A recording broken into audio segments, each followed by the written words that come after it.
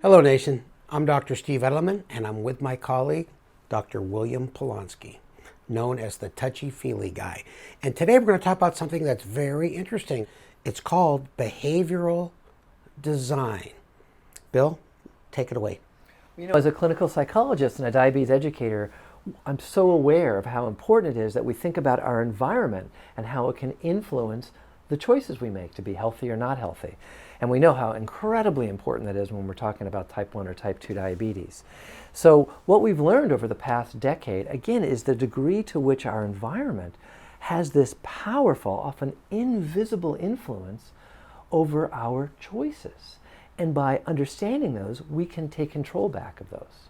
So I thought I'd give you some examples. Perfect. And I think really important for all you to pay close attention to, because this has pertinence in your daily life. Absolutely. So just to mention one of my favorite studies, what they did is they did this study with dietitians. I mean, really, really well-educated dietitians. And they invited them in for ice cream. And one group, they gave this lovely large bowl of ice cream and this lovely large spoon, and they gave them this nice container of ice cream, and they said, please, take as much as you'd like. And the other group, they gave them a much smaller container with a much smaller spoon, and again, and said, please take and consume as much as you'd like. And what they found, even with these, again, highly trained dietitians, that the size of the container, the size of the spoon, had a quite large impact on how much ice cream they selected and how much they ate. We've seen this with ice cream, we've seen this with popcorn, with all sorts of other ways in which they've done this experiment. So the size has a big, big influence on us. You know what that reminds me of? When I try to control my portion size, I might say, hey, I'm going to go to the fridge and just get one spoonful of ice cream. And you just take one little spoonful, but that's all you ate. It's the same with going to a buffet. I mean, how many times have you gone to a buffet and not overeaten? So I personally stay away from buffets if I can. I feel like anything I don't eat at a buffet, that means I'm losing money, actually. So it has a strong influence on that. Got to get your money's worth for sure, you know? So if you're trying to limit how much you eat, or you're trying to follow a healthier approach, you don't want to use big bowls and big spoons and say, well, let me see if I can limit myself that way. There's no reason to think of this as a willpower issue. Think of it instead as, how do I use my environment to support my best efforts? So again, and by the way, in that study, these dietitians were asked, hey, do you think the size of the containers or the spoons influenced how much you consumed? And they said, oh, absolutely not. It was totally up to me. And that's what's amazing about this, is that there's these powerful environmental influences, and we're completely not aware that they're influencing what feels like our choice. So we see that in so many ways. I'll give you some other examples. Yeah, I like these little samples you brought in, Bill. So for example, we know if you have a giant container of nuts and you have it sitting on your desk every day, and you can see it, just having it visible to you is more likely to influence how much you eat.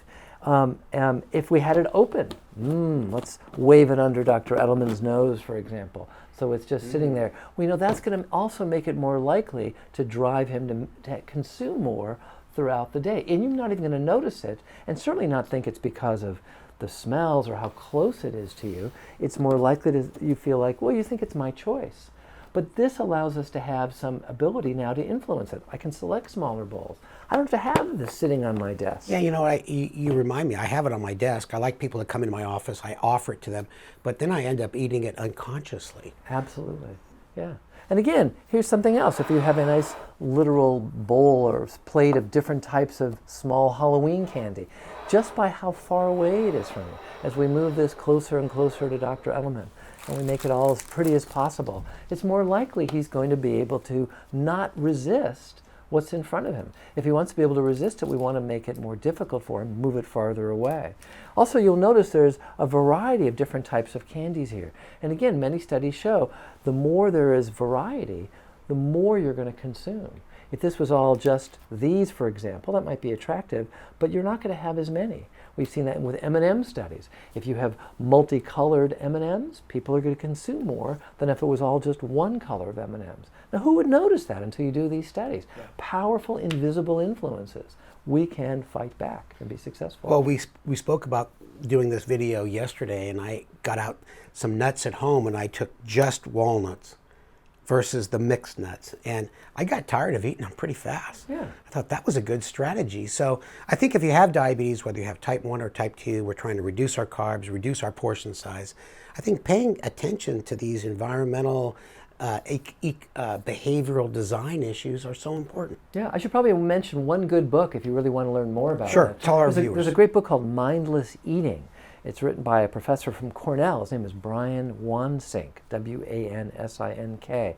And he's done some of the best and most exciting research on this. And it's really fun to read as well, but it gives you great ideas about, wait a minute, I don't have to let this affect me. I can harness the power of convenience or inconvenience to work for me as opposed to against me.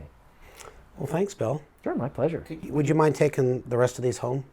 Because they're around my office. They're Well, history. if you insist. So long, nation. Bye.